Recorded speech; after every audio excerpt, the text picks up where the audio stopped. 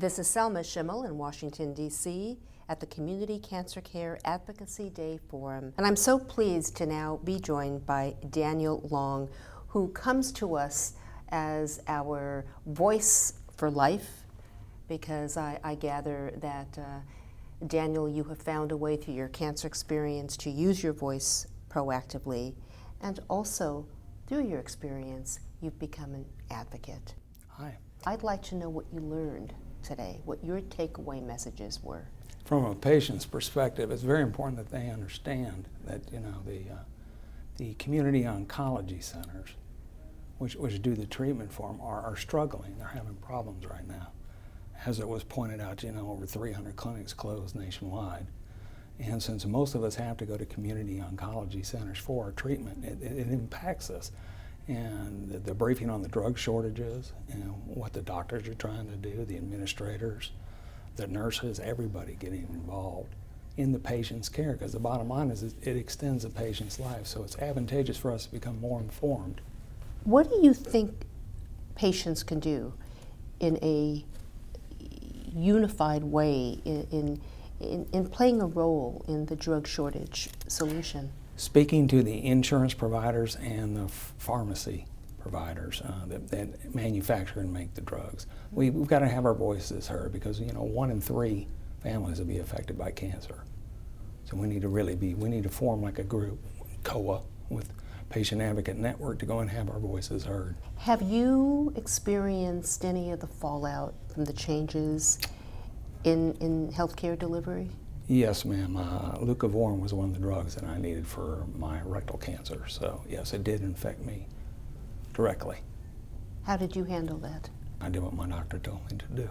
I went ahead and he briefed us on a solution that he came up with, which was another type of drug that I could substitute for the leucovorin, because I was getting it intravenously, and now I'm taking a pill for it. I'm just curious, what was that whole dynamic psychologically when you know there's a drug that can benefit you and then you have access complications? What is that experience like? It's devastating, because that's one of the drugs that's keeping you alive.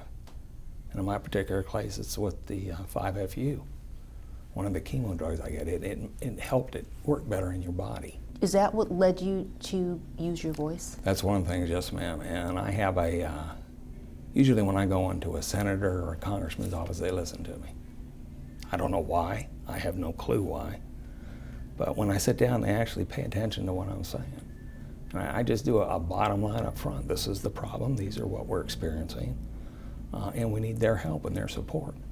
Because politics shouldn't come into play here. Well, would you share an example of a discussion in the way you have used your voice and in the responses and that you have had from legislative leaders in response to your statements, and take us through the journey of what it's like and what it was like the first time you used your voice and presented your case? We went into a congressman's office, and the congressman was gracious enough to actually stay and talk to us. There was myself, Catherine O'Reilly, another cancer patient, breast cancer, Susan Johnson Burns, who's our Georgia chapter president, and a Dr. Atkins out of Augusta's practice. We went into a congressman's office, and he had no clue about the prompt pay bill. Had never heard of it, even though he was one of our legislators. Didn't know what it was about, didn't know how it was affecting practices. And this is not just oncology, it's all doctor practices, and how important it is. So he listened to us, and he compared all the options, and he said, well, yeah, I think I can support that now. So he did listen to us, and he went ahead and decided to back the bill. How much education do you think is needed on a congressional and legislative level to really induce change? Because it sounds like there's a lot of things that aren't on the radar screen. I don't think the two opposing parties are talking to each other. It doesn't matter who sponsors the bill, what side of the House it comes from, Republican or Democrat. We're talking people's lives.